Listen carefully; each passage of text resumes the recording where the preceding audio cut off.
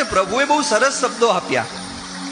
અશ્વિનભાઈ, દેરાસરમાં જઈએ અને પ્રભુનો દેદાર થાય ને એને આંગી કહેવાય. દેરાસરમાં જઈએ અને પ્રભુનો દેદાર થાય ને એને આંગી કહેવાય.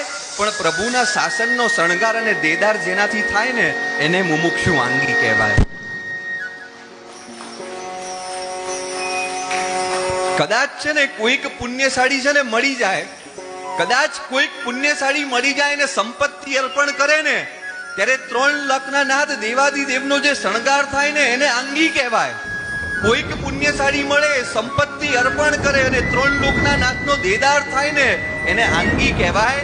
વૈશાલીબેન અને અશ્વિનભાઈ જેવા કોઈક શાસનના માતા પિતા મળે અને જીન શાસનને સંપત્તિ નહીં સંતતિ અર્પણ થાય ને ત્યારે મુમુક્ષુ આંગી મળે, ત્યારે મુમુક્ષુ આંગી. વૈરાગી બનવા હું તો ચાલી વીર